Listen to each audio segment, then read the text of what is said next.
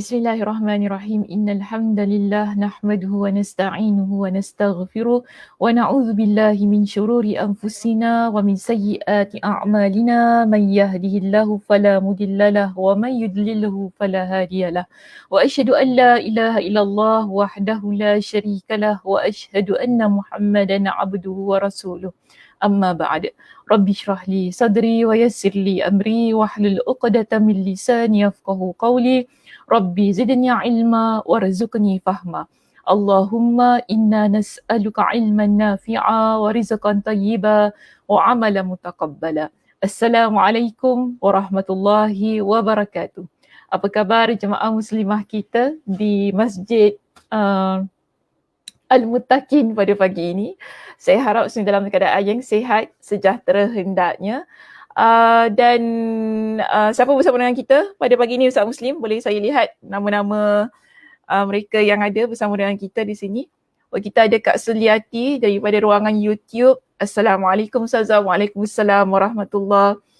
Juga Kak Sugiarti kita. Assalamualaikum. Selamat pagi Ustazah. Waalaikumsalam warahmatullahi. Moga sihat-sihat sejahtera. InsyaAllah. Amin. Kak Zah kita. Assalamualaikum Ustazah. Alhamdulillah bersua kembali. Alhamdulillah Kak Zah. Allah Subhanahu Wa Taala panjangkan usia saya. Hari-hari Kak Zah lihat saya ya. Alhamdulillah. Baik, kita ada Cik Salimah juga. Assalamualaikum Ustazah. Waalaikumsalam warahmatullahi. Cik Salimah. Mudah-mudahan Cik Salimah dalam keadaan yang sihat ya.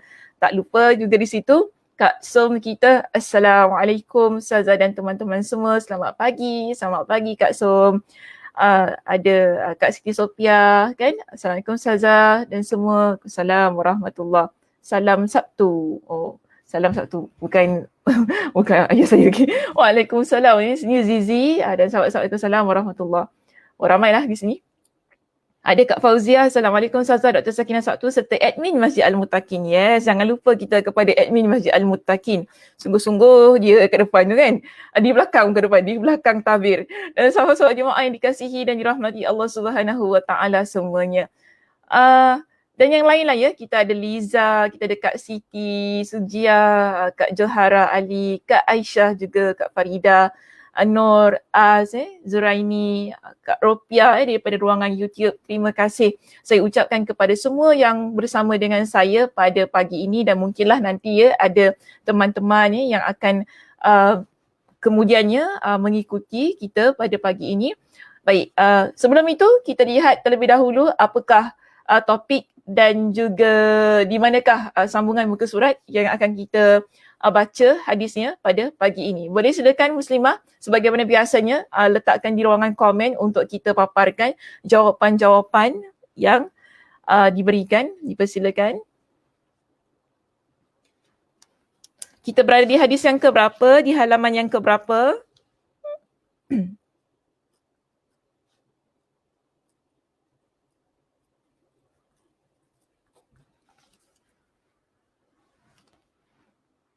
Ada jawapan. Okey, Kak Zah. Kak Zah dahulu ya, Kak Zah. Kak Zah dia hadis ke-44, muka surat 410, Ustazah. Kak Zah, sila lihat kembali jawapannya.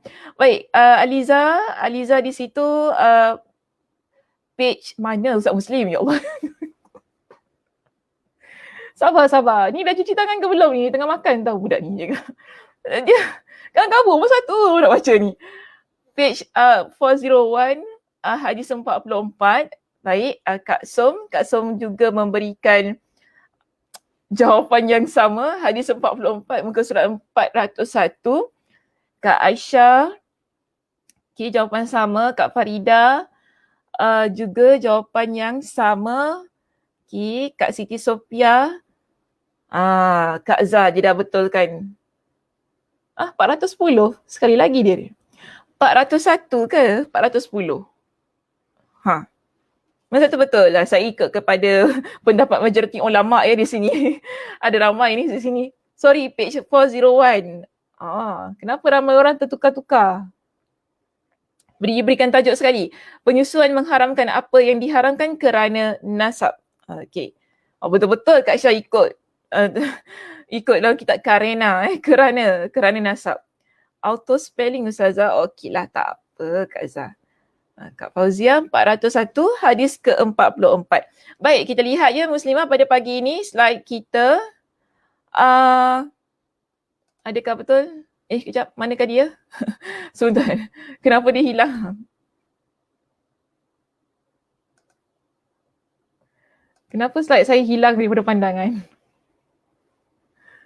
Slide hilang tak apa jangan Ustazah hilang. Sebentar ya. Okey, kita berada di hadis yang ke-44 ya, sebagaimana yang telah disenaraikan ya oleh muslimah-muslimah semuanya ya pada pagi ini di ruang komen tadi. Terima kasih saya ucapkan. Kita berada di hadis yang ke-44. Kita akan membincangkan tentang penyusuan dan hukum hakam yang berkaitan dengannya, dan kita berada di halaman 401. Jadi saya mohon mungkin ada teman-teman yang baru saja mengikuti kuliah ya, baru saja masuk ke ruangan kami pada pagi ini, boleh sila buka halaman yang ke-401, muka surat 401, dan kita berada di hadis yang ke-44 bertajuk penyusuan mengharamkan apa yang diharamkan kerana nasab, atau dengan tajuk yang lebih ringkas, susuan dan hukum hakam yang berkaitan dengannya. Baik, pada pagi ini hadisnya ringkas sekali dan saya rasa perbincangannya mungkin tidak seringkas hadis yang ada ya di dalam kitab kita. Dan kita dapati bahawa di dalam hadis kita ini dia cuma kalau nak lihat di situ sikit saja, pendek sahaja hadisnya. Mana-mana pun kitab kalau kita rujuk tentang hadis ini, sebenarnya hadisnya panjang, tetapi diambil pada sudut yang lebih ataupun skop yang lebih ringkas untuk mungkin meringkaskan hadis ini. Ada peristiwa lah, nanti saya akan beritahu apa yang berlaku, dan kemudiannya barulah Nabi SAW menyebutkan tentang hadis yang terdapat dalam kitab kita ini. Baik, pada hadis kita yang ke-44 pada pagi ini Muslimah, Nabi SAW bersabda, Inna radha'ata tuharrimu ma tuharrimul wilada. Sesungguhnya penyusuan mengharamkan apa yang diharamkan oleh sebab kelahiran. Hadis ini ada juga diriwayatkan oleh Imam Al-Bukhari, Imam Muslim dan beberapa perawi hadis yang lain ya juga ada meriwayatkan hadis tersebut. Yang paling penting hadis ini adalah hadis yang sahih yang akan menjadi topik perbincangan kita ataupun pegangan pada isu-isu yang berkaitan dengan penyusuan. Baik, seterusnya kita lihat kepada syarah hadis kita. Para ulama berkenaan dengan hadis ini, mereka ijma', iaitu majoriti yang ulama bersepakat mengamalkan hadis ini secara keseluruhannya. Tidak ada ulama yang mengatakan bahawa hadis ni dhaif lah, tak boleh guna, hadis ni tidak sedemikian. Apa-apa pun perkara berkaitan dengan penyusuan ini, para ulama pasti akan merujuk kepada hadis ini. Sebab dia merupakan hadis utama yang membincangkan tentang isu-isu berkaitan dengan tersebut. Jadi kita fahami sebagaimana juga yang dijelaskan oleh Imam Ibn Rajab Al-Hanbali di dalam kitabnya ini ataupun di tempatnya ini. Saya nak tanya, saya punya slide okey ke tidak? Dia okey ya slide saya? Boleh saya dapatkan feedback? Tak nak nanti dah cakap yang panjang tiba-tiba kata okey. Rasanya okey? Okey, saya pun nampak slide okey, Alhamdulillah. Ustazah okey? Okey, slide okey, Ustazah okey? Ustazahnya okey ke tak? Video saya tak lagging Slide okey, slide okey. Alhamdulillah, terima kasih. Lagging. Apa yang lagging? Okey Ustazah. Ustazahnya ada lag sikit, amboi. Ustazah okey? Ada cakap Ustazah okey, ada cakap Ustazah lag.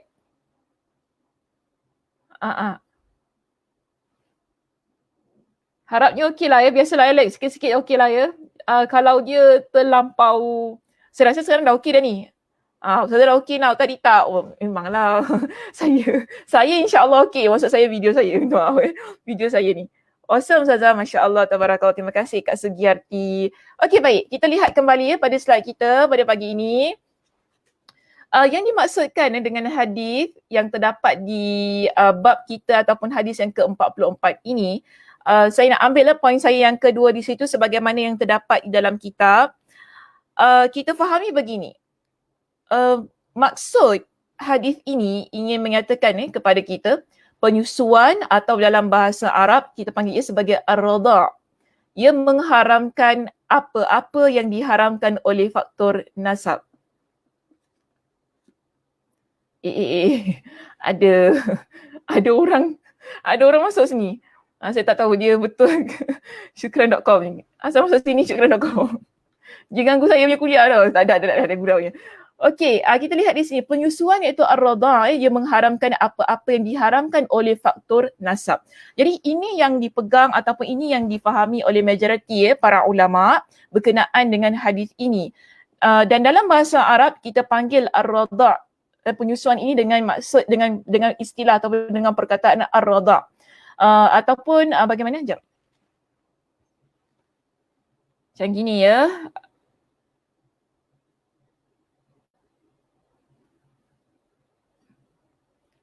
Okey. Sebagaimana yang saya letakkan di ruangan komen ya di situ, kalau kita nak eja dalam bahasa Arab, alif lam ra dad alif ain, itu ar-radha'. Jadi adakah penyusuan itu bermaksud semata-mata kita menyusukan anak?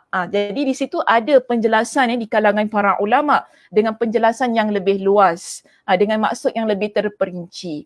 Maka di sini apakah maksud ar-radha'? Boleh saya dapatkan feedback daripada ataupun jawapan daripada jemaah muslimah kita pada pagi ini, apa yang selama ini kita faham tentang penyusuan? Boleh letakkan di ruangan komen jawapan. Apa yang selama ini kita faham tentang penyusuan? Kan ramai orang mungkinlah mempromosikan tentang breastfeeding ke apa kan. Tapi apa sebenarnya kalau bila kita bincang di dalam agama kita dengan istilah ar-radha' ini, apakah yang dimaksudkan dengan penyusuan dalam perbincangan pada agama kita?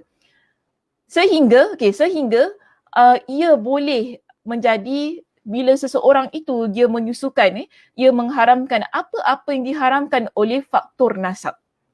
Saya nak tahu terlebih dahulu jawapan daripada jemaah-jemaah kita, apakah yang dimaksudkan dengan ar-radha'? Mungkin dulu pernah dengar-dengar ke apa kan? Tak apa, kalau salah pun tak ada masalah, jangan malu kan. Kalau malulah muka kita keluar kat situ. Ibu susuan. Okey, Kak Sugiyarti sebutkan ibu susuan. Ada yang lain jawapannya? Kak Som kata apa? Bayi orang lain yang disusukan. Baik.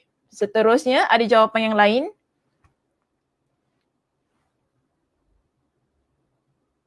Ibu yang menyusukan. Baik, Kak Farida kata ibu yang menyusukan. Mana Ustaz Muslim ni? Kenapa dia tak keluarkan jawapan kat situ? Okey, mungkin dia sedang baru je keluarkan. Awak okey di belakang tabir? Saya harap okey. Baik. Kemudian Kak Farida, ibu yang menyusukan. Ada jawapan yang lain? Liza, nak berikan jawapan Liza? Silakan letakkan di situ. Kadang ada muslimah ni tunggu tau orang lain jawab dulu. Dia kata, jawab apa?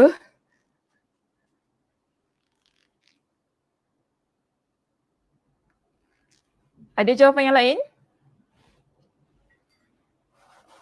Ustazah lapar.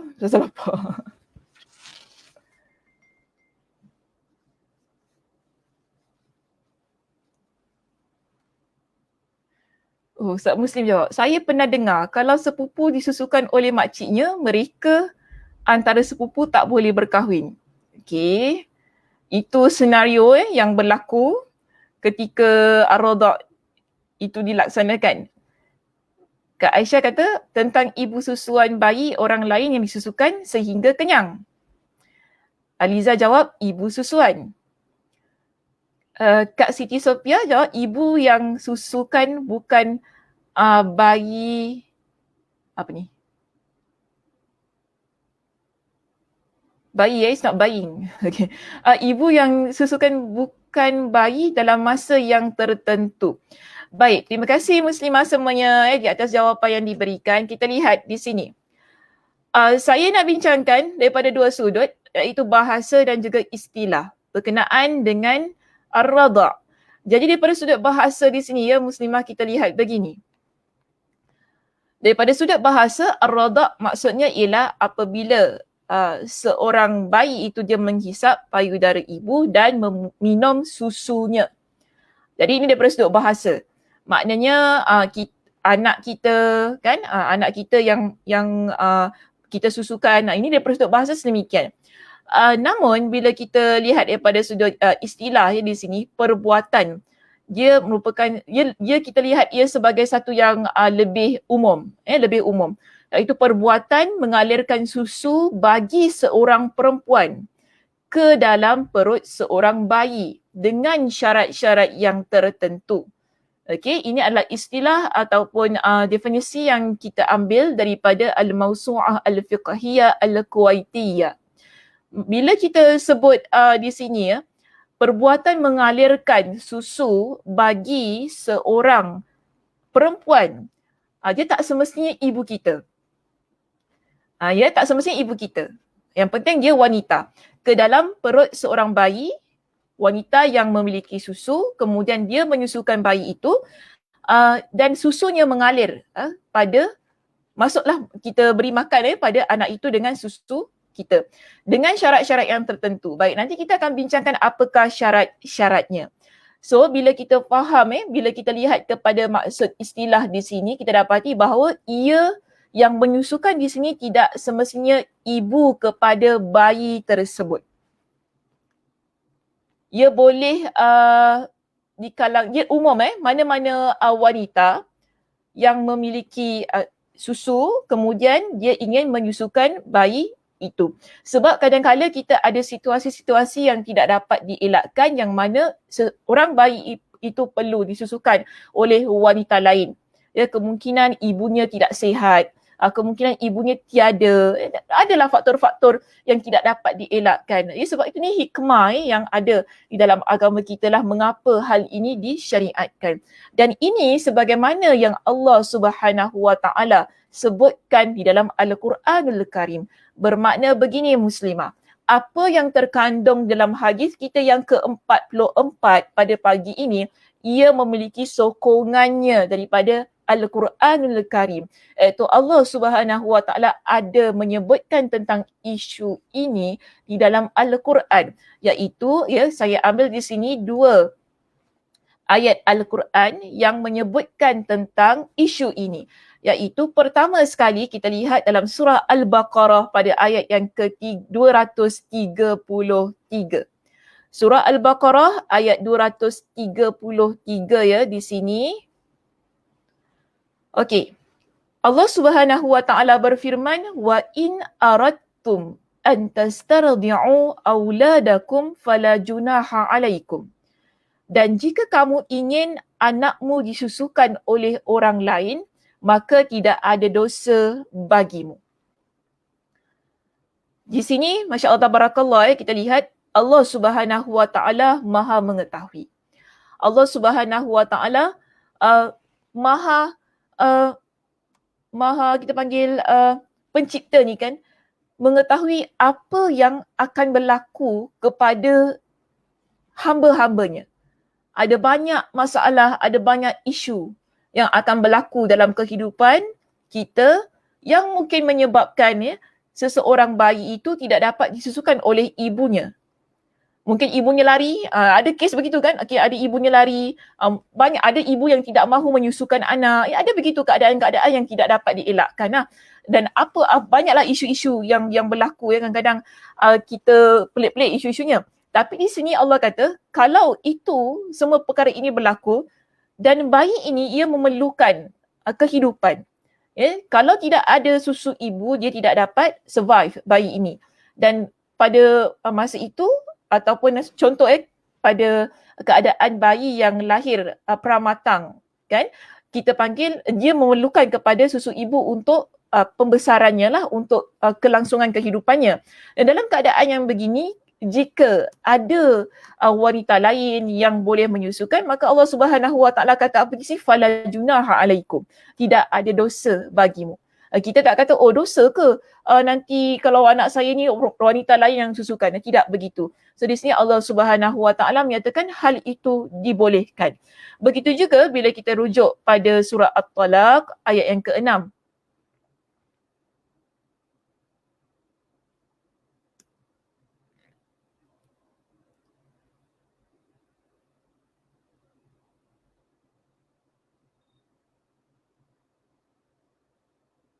Okey, kita lihat di sini surah At-Talaq ayat yang ke-6. Wa in ta'asartum fasaturdi'u lahu ukhra.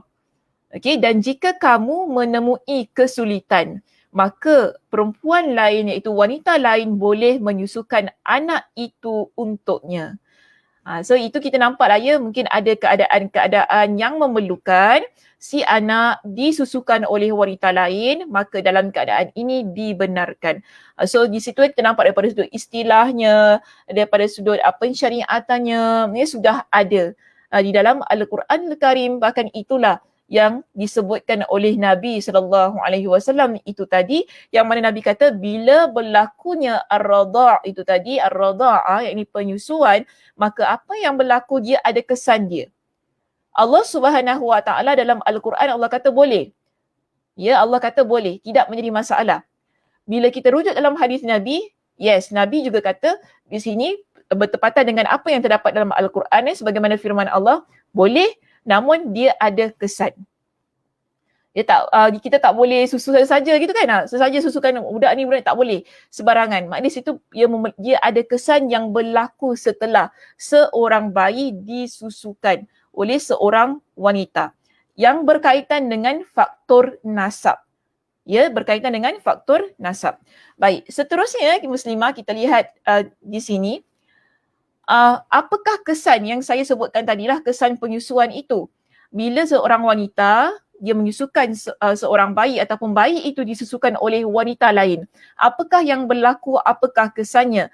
Sebenarnya dah jelas dah tadi Nabi SAW sebutkan ya di dalam hadis baginda, iaitu ianya mengharamkan apa yang diharamkan oleh sebab melahirkan. Dan itu juga terdapat di muka surat kita yang ke-401. Yang mana bila kita rujuk di perenggan yang ketiga ya Muslimah di situ, Imam Ibn Rajab Al-Hanbali menjelaskan kepada kita, maka apabila telah diketahui apa-apa yang haram kerana faktor nasab, maka semua yang haram kerananya juga haram kerana faktor menyusui. Untuk lebih jelas lagi, kita rujuk kepada kitab Al-Mu'tamad fi Fiqh Asy-Syafi'i yang memberikan perincian apa yang kesan yang berlaku ini. Iaitu pertama kita lihat di sini, diharamkan berkahwin di antara mereka. Iaitu ibu susuan dan bapa susuan serta keturunannya. Jadi ibu seorang wanita yang dia menyusukan anak tu tadi kan, dia dah jadi ibu susuan kepada anak tersebut, dan bila dia memiliki seorang suami, suaminya merupakan bapa susuan kepada anak itu. Jadi sama ada keturunan di sebelah ibu susuan ini dan keturunan di sebelah bapa susuan, kedua-duanya haram dinikahi. Kita panggil dah jadi macam mak ayah kita sendiri. Begitu. Jadi anak ni dah macam anak kita sendiri bila berlaku penyusuan. Jadi ini kesan yang pertama. Kesan yang kedua, dihalalkan anak susuan pada keharusan untuk melihat apa yang diharamkan ajnabi. Mak di sini tidak ada isu aurat ya dengan anak susuan tersebut. Tidak ada sebarang isu aurat kepada ibu susuan. Jadi anak tu sebab dia dah macam anak kita, tak jadi masalah. Dia nak bersalaman, nak berpelukan, dia nak cium ke apa kan. Even kalau dia dah dewasa, dah bernikah dan sebagainya. So di situ dah dianggap sebagai anak dia kerana sudah berlaku penyusuan tersebut. Jadi kepada ibu susuan serta keturunannya, serta dihalalkan tinggal bersama. Sebab dah jadi sebagai anaknya sendiri. Baik, jadi ini adalah dua kesan yang berlaku. Yang kita panggil tadi, apa yang diharamkan dalam nasab, itulah yang berlaku akibat penyusuan. Maknanya kita dan ibu kita sendiri, ibu kandung kita, haram bernikah. Seorang lelaki dia haram bernikah dengan ibu kandungnya, seorang lelaki dia haram bernikah dengan adik-beradik perempuannya, kan? Di situ apa-apa yang diharamkan berkenaan dengan perkahwinan tersebut, ia berlaku ketika penyusuan ini berlaku antara seorang bayi dan seorang wanita. Okey, kemudian daripada sudut aurat juga. Sebagaimana seorang ibu kandung dan seorang anak tidak ada isu aurat ya antara mereka. Ya, boleh buka tudung, boleh bersalaman, boleh lihat dan sebagainya. Lihat dalam keadaan yang sepatutnya lah ya, bukan yang tidak-tidak maksud saya di sini. Dan boleh tinggal bersama, tidak ada isu lah dalam hal yang sedemikian. Maka ini kita panggil sebagai kesan daripada penyusuan tersebut. Okey, baik. So kita lihat di sini. Pembahagian, perincian-perincian sebagaimana yang terdapat dalam kitab kita. Di dalam kitab kita setelah itu ia menjelaskan berkenaan dengan kesan yang selanjutnya, iaitu berkaitan dengan yang pertama dan yang kedua di sini. Iaitu kita lihat di sini, maka seorang lelaki haram menikahi ibu susuannya dan seterusnya ke atas. Begitu pula anak-anak perempuan dari ibu susuannya tersebut dan seterusnya ke bawah. Maksudnya bila kita kata ibu susuan dan seterusnya ke atas, ibu susuan, adik-beradik dia, adik-beradik, dia jadi macam makcik kita lah ya, adik-beradik ibu susuan kita, nenek ataupun emak kepada ibu susuan kita, di situ semua haram untuk dinikahi. Seorang lelaki yang telah disusukan oleh seorang telah memiliki ibu susuan, apa-apa yang berkaitan dengan ibu susuan dia jadi seolah-olah, bukan seolah-olah, dia jadi betul-betul sebagaimana ibu dia. Jadi ahli keturunan ibu dia adalah tidak dibenarkan untuk dinikahi. Sebagaimana kita dengan ibu kandung kita lah dan apa yang berlaku pada ibu kandung kita. Dia begitu. Begitu juga kepada bapa susuan tu tadi. Baik, untuk lebih mudah ya Muslimah, sebab kalau kita lihat dalam kitab kita di sini, muka surat 402 contohnya. Ya, muka surat 402, di situ sebenarnya disenaraikan kepada kita dengan siapa-siapa yang haram dinikahi oleh bayi susuan ini. Apabila kita panggil dah masuklah dalam ahli keluarga ibu susuan tersebut dan sudah menjadi betul-betul sebagaimana keluarga. So kalau kita baca ya pada perenggan demi perenggan di situ, saya faham dia akan timbulkan banyak masalah lah ya. Ni macam mana ni, tak faham kan, dia kata ke bawah lah, ke atas dan sebagainya. Baik, saya susun begini untuk memudahkan kita faham apa yang terdapat di dalam teks kita ya di muka surat 402. Lihat begini Muslimah, bila seorang anak disusukan oleh seorang wanita, dia jadi anak susuan, dan anak susuan ini haram bernikah dengan ibu, bapa susuan dan keturunannya. Ibu susuan dan keturunannya, bapa susuan dan keturunannya haram untuk dia nikahi. Baik, siapakah keturunan-keturunannya di sini? Baik, kita lihat di sini. Termasuk ya apa yang haram, siapa yang haram untuk dia nikahi. Kita ada di sini saudara perempuan kepada ibu susuan dan juga kepada bapa susuan. Iaitu adik-beradik perempuan kepada ibu bapa, kepada ibu dan bapa susuan tadi. Yang kita panggil mereka sebagai makcik. Kalau bayi itu adalah bayi perempuan yang disusukan, bermakna pakcik lah, dia jadi pakcik. Adik-beradik lelaki, mak dan ibu dan ayah susuan itu tidak boleh dinikahi. Ia berlaku juga sebaliknya sedemikian. Baik, kemudian anak perempuan kepada ibu bapa susuan. Itu yang perempuan ini, anak susuan ini lelaki ya. Anak susuan ini, kemudian ibu susuan ada anak perempuan.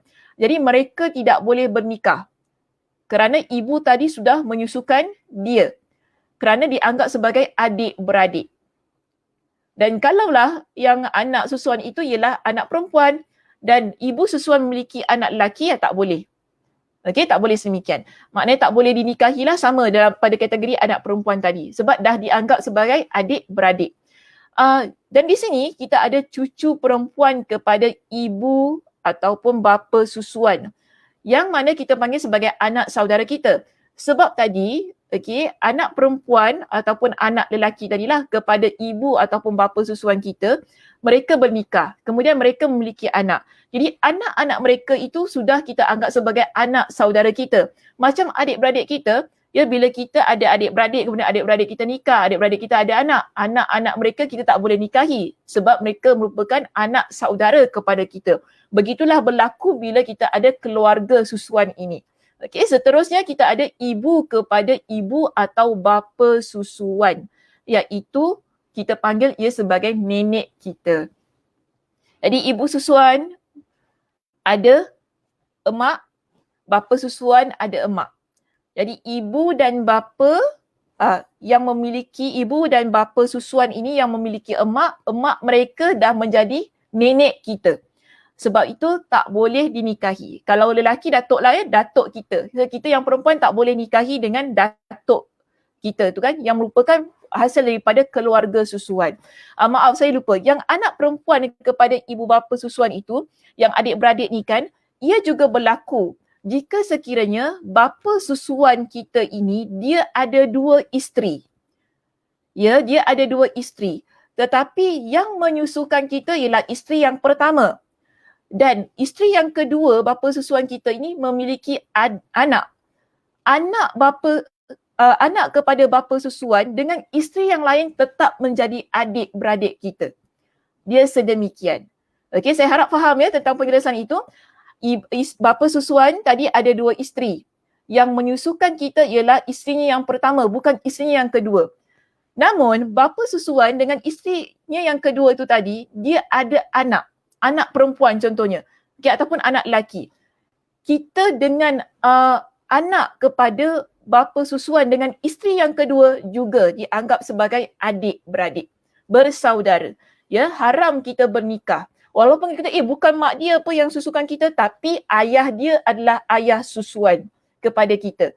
So di situ dia berlaku sebagaimana yang kita panggil macam hubungan kekeluargaan lah, macam mak kandung dan ayah kandung kita.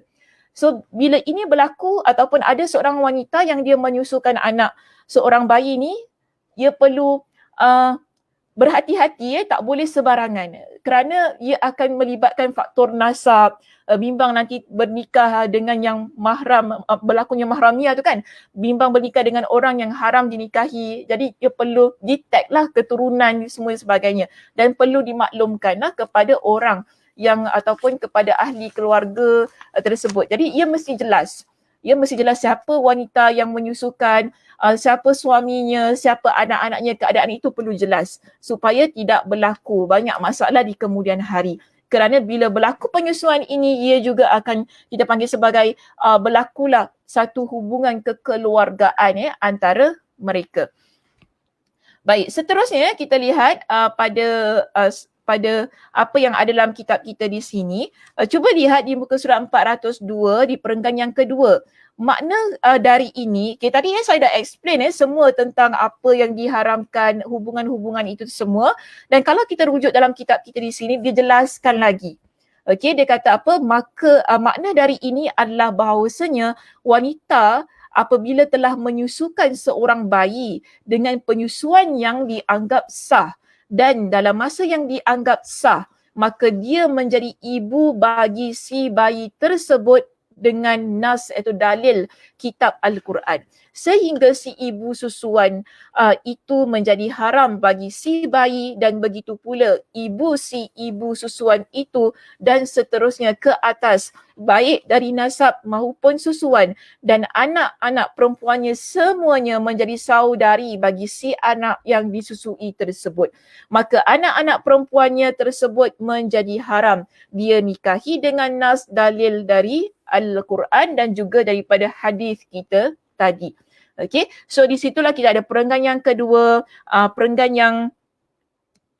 yang ketiga di sini yang menunjukkan kepada kita sebagaimana yang saya sebutkan tadilah, sebab tu saya tak baca semuanya. Nanti pening sebab dia akan cakap daripada sini, daripada situ dan sebagainya. Jadi bila saya dah susun sedemikian, kita nampak keadaannya, bagaimana ia berlaku. Yang paling penting apa yang diharamkan ya, berkenaan dengan faktor nasab itu yang berlaku dalam keluarga yang asal, ia juga berlaku pada keluarga susuan itu tadi. Kerana seorang wanita yang menyusukan bayi orang lain tersebut.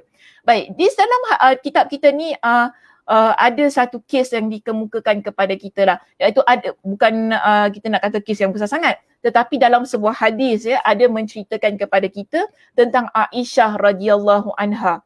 Baik, Aisyah radhiyallahu anha ya, pada suatu masa, pada suatu keadaan, dia pernah ada seorang lelaki bernama Aflah.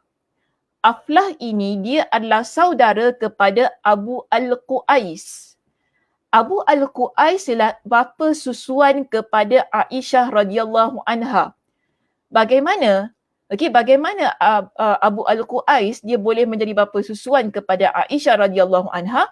Kerana isteri Abu Al-Qu'ais dia menyusukan Aisyah radhiyallahu anha. Jadi pada masa itu, Aflah ini dia datang ke rumah Aisyah. Dan Aisyah dia tak nak izinkan Aflah ini masuk. Kerana bagi dia, dia kata gini, yang menyusukan dia, kalau kita rujuk dalam teks hadisnya, Aisyah kata, yang menyusukan saya ialah isteri kepada Abu Al-Qu'ais. Bukan isteri kepada Aflah. So dia tak nak bagi Aflah ni masuk untuk masuk ke rumah dia lah, dan dia kata saya akan bertanya terlebih dahulu kepada Nabi SAW. So dia bimbang di sini ya, sebab bagi dia yang susukan dia adalah isteri kepada Abu Al-Qu'ais, bukan isteri kepada Aflah. Sedangkan Aflah ni adalah saudara kepada Abu Al-Qu'ais. Jadi sekarang yang muslimah, persoalannya, bolehkah sebenarnya Aflah ini diizinkan masuk ke rumah Aisyah radhiyallahu anha? Yang mana pada masa itu, pada awalnya Aisyah ni sebenarnya dia nak tanya kepada Nabi, yes. Dalam hadis ini dia tanya kepada Nabi SAW. Tetapi saya nak mendapatkan jawapan daripada jemaah muslimah yang bersama dengan saya.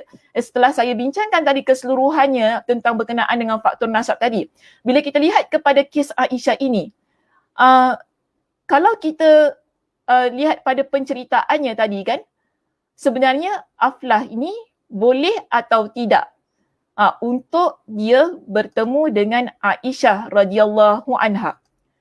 Baik, saya ada di sini, saya minta Ustaz Muslim untuk sharekan.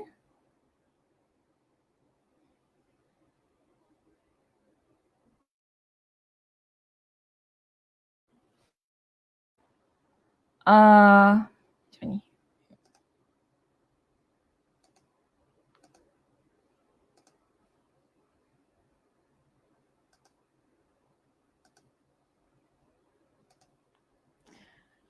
Okey Ustaz Muslim, sila sharekan soalan saya ini kepada jemaah muslimah, dan saya minta jemaah muslimah untuk jawab soalan ini, pergi ke website yang kita berikan di situ untuk menjawab soalan yang ada di website tersebut. Okey? Ataupun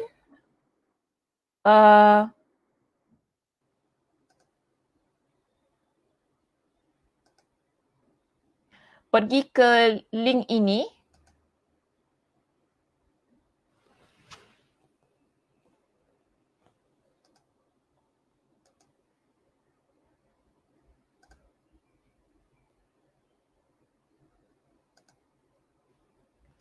Ustaz Muslim akan sharekan link ini. Tekan sahaja link tersebut di ruangan komen, dia akan terus bawa kita ke tempat ini. Okey? Jadi tak perlu untuk isikan. Okay, tak perlu untuk isikan ataupun nak type balik lah. go2menti.com tu. Pergi, saya nak jawapan itu berada di slide saya yang saya paparkan di sini. Pergi ke link yang diberikan oleh Ustaz Muslim. Okay, di ruangan komen, tekan link tersebut dan jawab soalan yang ada di situ. Baik, ada yang sudah menjawab. boleh kerana Aflah saudara kepada Abu Al-Qu'ais. Okay, ada jawapan yang lain Muslimah, silakan. Kita tunggu jawapan daripada jemaah.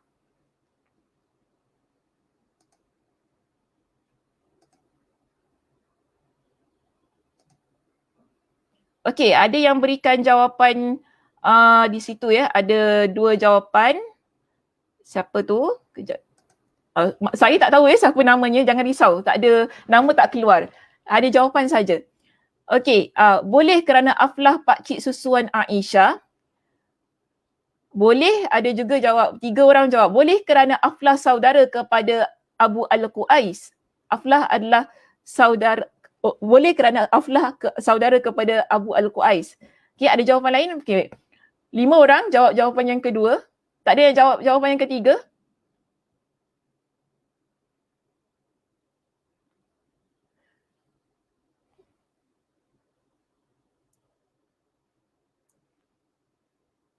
Okey, ada lagi. 10 orang sudah berikan jawapan. Okey, 11 orang.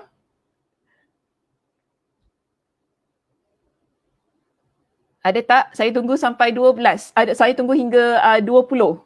Jika ada yang masuk sampai 20 orang yang menjawab, berikan jawapan.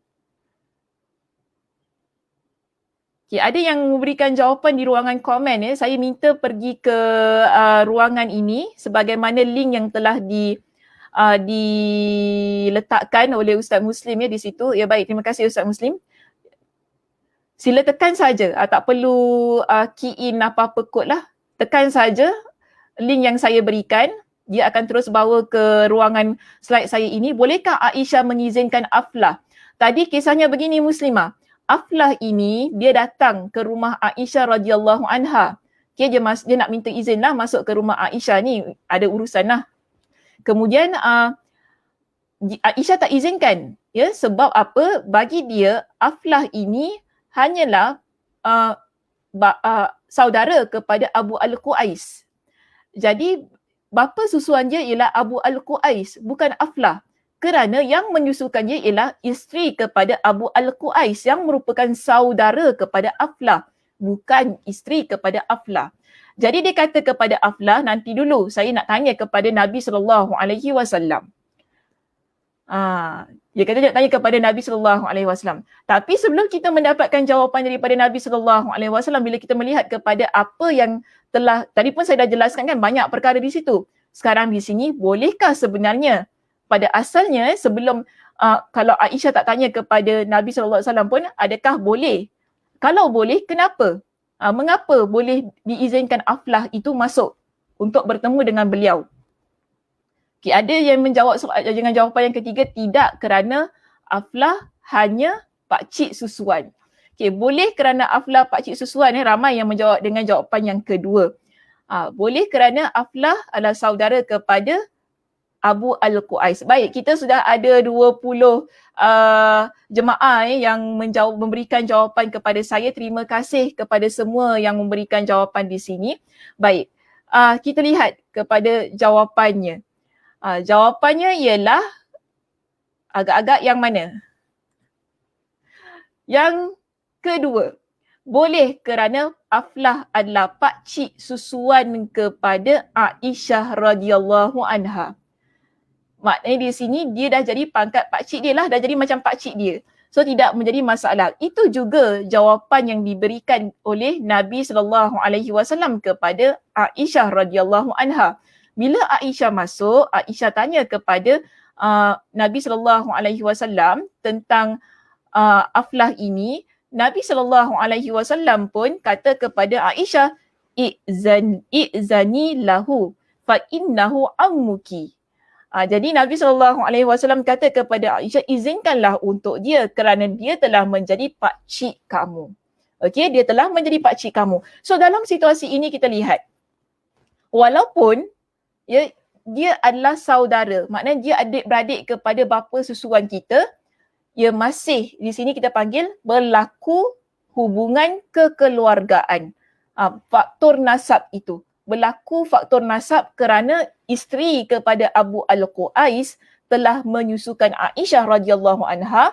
Jadi dia ada bapa susuannya ada adik-beradik. Adik-beradik kepada bapa susuannya itu tadi iaitu Abu Al-Qu'ais, semuanya dah jadi macam pakcik dia. Kalau perempuan jadi makcik dia. Sedemikian keadaannya. Jadi saya harap kes tadi jelas kepada kita kerana ia berlaku kepada ahli keluarga Nabi SAW juga keadaan-keadaan yang begitu.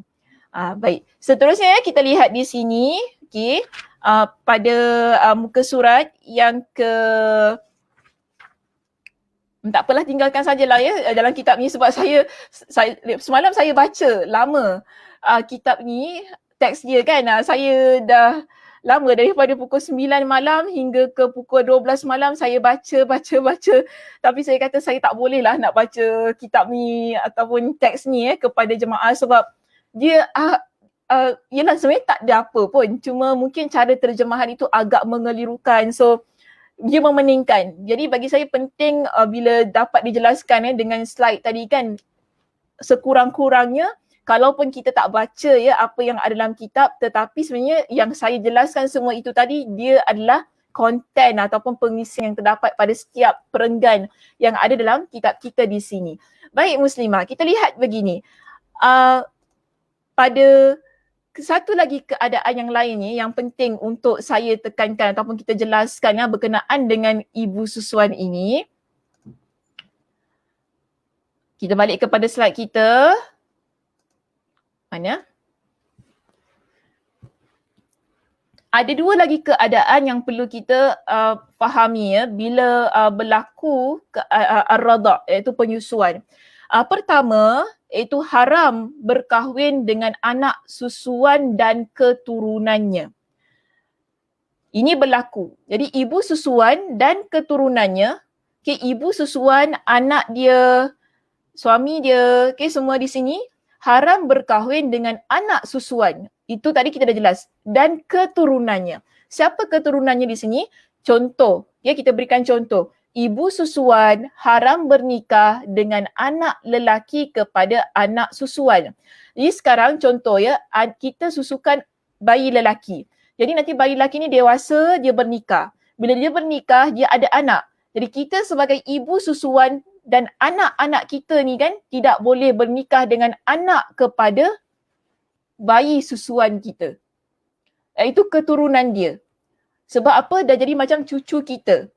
Dan kalau kita ada anak-anak, anak kita dengan anak kepada bayi susuan itu kan, yang tadi asalnya merupakan saudara, dah jadi macam anak saudara dia. So di sini kita perlu faham. Haram berkahwin dengan anak susuan dan keturunannya, iaitu apabila anak susuan itu bernikah, kita tidak boleh, kita dan ahli keluarga kita iaitu ibu susuan dan keturunannya tidak boleh memiliki hubungan pernikahan dengan anak kepada anak susuan itu tadi kerana dah anggap sebagai pangkat cucu. Tetapi harus diingatkan. Harus diingatkan. Yang berlaku situasi ini hanya kepada bayi susuan kita sahaja. Tidak kepada ahli keluarga bayi susuan itu. Contoh, harus berkahwin dengan ahli keluarga anak susuan. Contoh, ibu susuan boleh bernikah dengan bapa kandung kepada anak susuan itu. Mungkin kita janda, kemudian kita susukan. Kita susukan bayi daripada keluarga ni kan, daripada satu keluarga ni, dia memang dah ada isteri. Tetapi bapa kepada anak yang kita susukan itu halal untuk kita nikahi dia. Begitu juga kepada adik-beradik anak susuan tadi daripada keluarga asal. Mereka semua kita panggil sebagai bukan mahram dan halal untuk bernikah. Kalau dia ada adik-beradik lelaki, ibu susuan ini boleh bernikah dengan adik-beradik lelaki kepada anak susuan. Kalau dia ada pakcik ni, dia boleh bernikah dengan ibu susuan dia. Sekarang ini yang berlaku pengharaman tersebut hanya untuk anak susuan itu sahaja dan keturunannya. Maksud keturunannya bila dia bernikah, dia ada anak. So anak keturunannya itu dah dengan ibu susuan dan keturunannya Semua itulah yang kita kata haram. Tetapi ya, kalau dengan ahli keluarga dia sendiri, iaitu bapa kandung dia, adik-beradik lelaki dia, pakcik dia, ibu susuan ini, dia halal untuk bernikah dengan mereka. Iaitu dengan ahli keluarga anak susuan tadi. Sebab tu tadi, daripada tadi saya kata perkara ini ya, dia perlu diambil berat lah, tak boleh sebarangan. Nanti bimbang bernikah dengan orang yang sebenarnya tak boleh dinikahi dan sebagainya lah. So di situ bila seseorang wanita dia nak menyusukan bayi itu tadi kan yang bukan daripada ahli keluarga dia lah contohnya. Kalau sepupu-sepupu ni kita masih lagi boleh lagi. Kan contoh makcik kita yang susukan kita. So dia dekat. Dekat maknanya tak jadi masalah lah. Kita masih lagi kenal, masih lagi mana ada ikatan kekeluargaan di situ. Cuma sekarang di sini ialah kalau dia bukan ahli keluarga kita. Susah kadang-kadang nak detect kan. So di situ dia memerlukan kepada rekod lah. Yang penting kita ni kalau lah kita kata tidak ada sistem yang officially yang rekod tentang itu, kita sebagai ibu susuan ini ataupun keluarga susuan perlu untuk mencatatkan ada rekod supaya tidak berlaku hal yang semikian, dan perlu dimaklumkan kepada anak itu, keluarga anak itu juga perlu faham tentang hal ini. Baik, dia bukan hanya semata-mata untuk kelangsungan sebuah kehidupan. Bila seseorang itu dia menyusukan seorang bayi. Jadi hal-hal ini perlu juga diambil kira lah, ambil berat. Tak boleh diambil ringan tentang perkara tersebut. Jadi tadi pun saya ada kata ada syarat. Ya, ada syarat yang perlu kita ambil perhatian ketika seseorang itu bila masanya dia tak semestinya kita susukan je dah jadi anak susuan, tak. Tetapi dia ada syarat yang menyebabkan berlaku hubungan radha ataupun hubungan penyusuan itu yang menyebabkan berlakulah faktor nasab antara bayi susuan dan ibu susuan juga keturunannya. So di sini kita lihat ada dua syarat penting yang perlu diperhatikan yang menyebabkan kesan berlaku dengan syarat. Dengan syarat bayi susuan disusukan ketika usianya bawah usia 2 tahun. Faham ya? Bayi yang kita susukan dia mesti bawah usia 2 tahun. Lepas 2 tahun kalau kita susukan tak jadi sebagai anak susuan. So dia yang tadi kita kata berlaku pengharaman itu tidak berlaku. Syarat pertama, bayi itu yang kita susukan dia mesti di bawah usia 2 tahun. After 2 years, kalau baby tu dah, kita kata alah dia 2 tahun masih baby lagi kan. Ramai orang anggap yang 2 tahun ni, lepas 2 tahun ni macam masih budak-budak lagi yang perlu menyusu. Kalau pun kita menyusu ketika usia dia 2 tahun setengah ke masuk 3 tahun, pada masa itu tidak lagi kita anggap sebagai bayi susuan. Begitu juga berapa banyak jumlah. Disebutkan di sini di kalangan para ulama, majoritinya menyebutkan sebanyak 5 kali susuan kenyang dan berasingan. Maksudnya 5 kali di sini, kalau kita kata berasingan dijelaskan kepada kita berkenaan dengan hal itu. Sebab dalam kitab tidak ada tentang syarat ini. Saya kemukakan supaya lebih jelaslah tentang syarat tersebut. Kanak-kanak itu disusu kenyang, sampai kenyang bukan sekali hisap terus dah gitu, hisap 5 kali dah terus, tidak. Tapi sekali hisapan anak itu dia kenyang dengan hisapan tersebut. Yang dikatakan kanak-kanak itu disusu kenyang sebanyak 5 kali yang berasingan. Sesuatu penyusuan itu dianggap berasingan atau tidak berdasarkan pandangan umum. Jika anak tersebut berhenti menyusu kerana kenyang, itu dianggap sebagai sekali susuan. Anak tu dah susu, kemudian dia lepaskan, mungkin dia kenyang dah tak nak lagi, itu dah kita anggap sebagai sekali susuan yang mengenyangkan untuk bayi tersebut. Dan ia perlu berlangsung ataupun berlaku 5 kali susuan barulah syarat ini terpenuhi. Dan kemudian di sini disebutkan juga kepada kita ada situasi senario yang berlaku lah. Mungkin kadang-kadang budak-budak ni dia biasalah, kadang-kadang budak yang setahun lebih ni kadang-kadang dia ada sedikit suka nak main-main dan sebagainya. Dia tak konsisten lah. Diceritakan kepada kita, tetapi jika anak itu dia berhenti menyusu kerana dia bermain-main seketika dan kemudian menyusu semula, maka ia juga dianggap sekali susu sahaja. Kita tak anggap sebagai ni dah 2 kali, 3 kali, tidak. Yang kita nak ialah dalam satu kali susuan itu dia kenyang. Kemudian masuk kepada susuan yang kedua, ketiga, keempat hingga kelima. Okay, ada juga pelbagai ulama yang mengatakan kalau dengan sekali susuan sahajalah sudah menjadi anak susuan. Namun di sini kita mengambil pendapat majoriti lah, iaitu 5 kali susuan. Ada juga kata 4 untuk lebih berhati-hati. Mungkin ada yang confuse kan, ini dah 5 ke 4? Ya, mungkin ada begitu kan. So ada yang mengambil jalan ihtiyati, iaitu berhati-hati untuk jalan selamat. Ada ulama yang mengatakan 4. Kerana bimbang di situ berlaku keraguan berapa kali dan sebagainya, dah 5 kali ke belum, begitu keadaannya. Jadi yang penting di sini bayi yang disusukan ya dengan syarat dia mesti bawah usia 2 tahun dan bayi yang kita susukan itu juga sebanyak 5 kali susuan, iaitu kenyang dan berasingan. Bukan sekali susuan gitu kan, lepas tu kita kata dah 1 hari dah saya susukan dia, dah kenyang dah, tak, bukan begitu. Maknanya dia mesti 5 kali dalam keadaan yang bayi itu kenyang. Sekali susuan kenyang, kemudian berlaku kedua, ketiga, keempat dan kelima. Dan boleh juga berpegang dengan pendapat yang mengatakan 4 kali, tidak menjadi masalah lah sebab di situ berlaku pelbagai. Yang pentingnya bagi saya yang paling kuat di sini 5. Okay, 5 kali susuan itu alhamdulillah.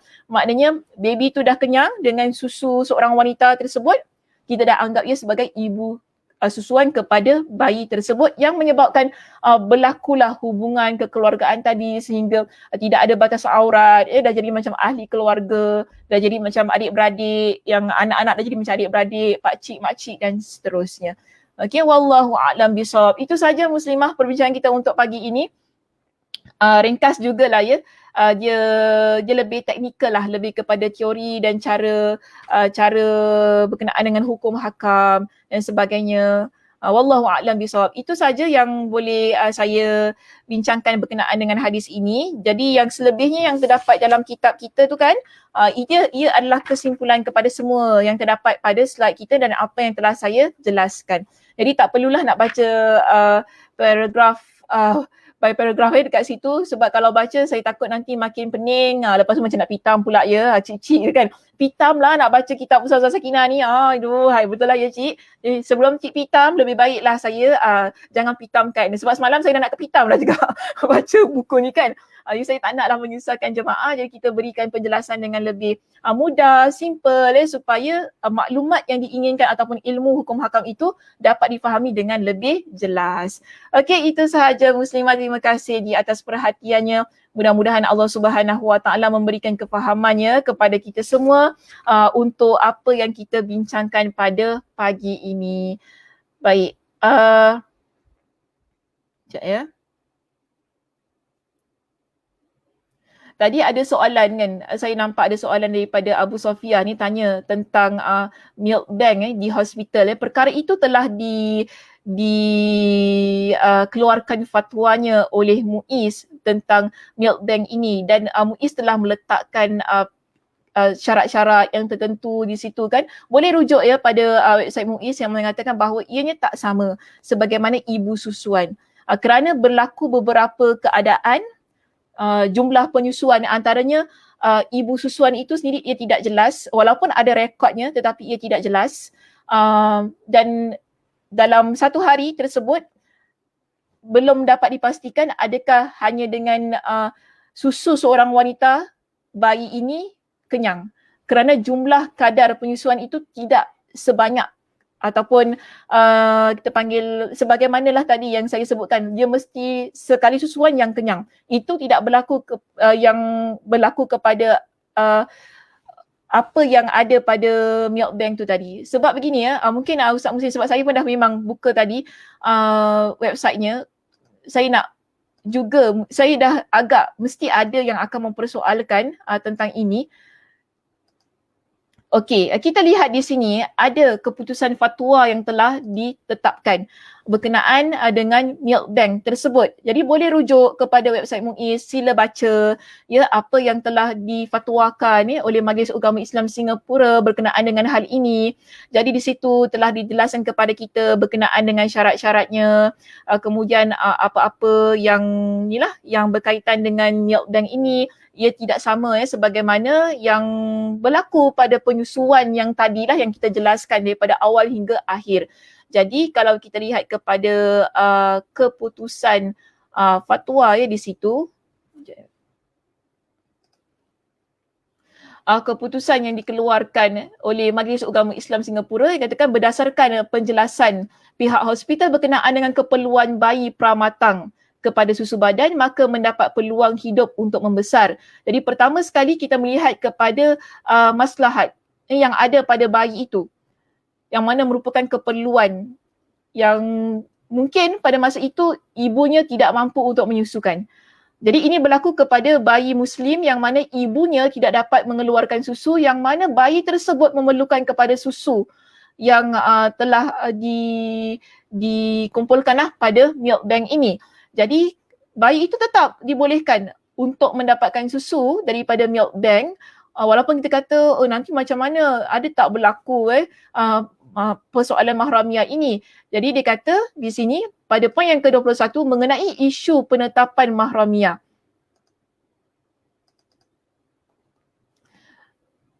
Mengenai isu penetapan mahramiah, Jawatan Kuasa Fatwa menegaskan prinsip bahawa mahramiah di antara seorang bayi dan ibu susuannya hanya disabitkan sekiranya memenuhi syarat-syarat yang dinyatakan dalam fiqh dan tidak terdapat sebarang keraguan padanya. Kerana di awalnya tadi, kalau baca daripada awal telah dijelaskan tentang isu ketidakpastian iaitu berlakunya jahalah yang ada pada milk bank ini. Kemudian jumlah susuan itu sendiri juga, cara penyusuan juga dibincangkan. Tak sebagaimana berlaku kepada penyusuan yang biasalah yang tadi kan dikatakan ibu susuan dan bayi susuan. Jadi sebab itu di sini Jawatan Kuasa Fatwa berpendapat bahawa penyusuan daripada bank susu seperti yang dirancangkan penubuhannya tidak mengakibatkan mahramiah. Jadi tak berlakulah faktor nasab tadi kerana faktor-faktor yang telah juga disenaraikan dalam fatwa MUIS. Okay, so nanti boleh rujuk sebab Ustazah pun tak nak bincang panjang-panjang sebab bagi saya tentang hal ini sebenarnya telah diberikan public education lah kepada masyarakat. Jadi boleh terus rujuk kepada website MUIS tentang fatwa milk bank tersebut. Adakah ia berlaku mahramiah? Jika tidak berlaku, kenapa tidak berlaku? Jadi saya amat mengharapkannya jemaah kalau nak tahu lebih lanjut sila rujuk kepada artikel ataupun fatwa yang telah dikeluarkan oleh Majlis Agama Islam Singapura supaya kita jelas tidak berlakulah pergaduhan ataupun isu kerana kita ni kadang-kadang ia tak kena pada kita ya Muslimah, tak kena kepada anak kita ataupun kena pada cucu kita. Jadi dalam hal-hal yang begini kadang-kadang kita pun cakap sedap aje. Tak boleh nanti berlaku ni semua kan. Budak tu jangan nyawa ikan kan. So kita tak boleh fikir sedemikian. Jadi baca dulu, fahamkan dulu keadaan, situation yang berlaku sebab banyak situasi-situasi yang perlu dipertimbangkan. Okay, so dalam keadaan-keadaan yang begini yang penting ialah fatwa mengatakan tidak mengakibatkan mahramiah. Iaitu faktor nasab tadi tidak berlaku apabila seorang bayi dia mendapatkan susu daripada bank susu yang ditubuhkan oleh hospital di Singapura. Baik, saya rasa saya amat mengharap ya ianya menjawab soalan yang telah dikemukakan itu tadi dan mudah-mudahan Allah Subhanahu Wa Taala paling penting tadi memberikan kepada kita dengan kefahaman dan saya tak nak menjawab apa lagi soalan lah. Saya pun tadi dah berikan tadi dengan slides, dengan isu-isunya, kemudian berkenaan dengan milk bank itu sekali lagi kan. Dia telah kita letakkan fatwanya di situ yang telah dikeluarkan oleh MUIS. Jadi rujuk kepada apa yang telah saya berikan rujukannya tersebut. Baik Muslimah, itu sahaja perbincangan kita untuk pagi ini. Terima kasih di atas perhatiannya. Saya mendoakan mudah-mudahan Allah Subhanahu Wa Taala memberikan kepada kita semua dengan kefahaman, kelapangan dada ni kan untuk dapat menerima ilmu supaya taklah sempit ilmu ataupun jiwa ni kan untuk menerima apa-apa ilmu yang baik berkaitan dengan hukum hakam ini. Mudah-mudahan Allah Subhanahu Wa Taala memberikan semua itu kepada diri kita dan juga Allah Subhanahu Wa Taala memberikan kepada kita dengan kesihatan, kelapangan masa untuk kita bertemu pada minggu hadapan pada waktu siaran yang sama dan juga di tempat yang sama. Saya tutup kuliah kita pada pagi ini dengan tasbih kafarah. Subhanakallahumma wa bihamdika asyhadu an la ilaha illa anta astaghfiruka wa atubu ilaik. Assalamualaikum warahmatullahi wabarakatuh.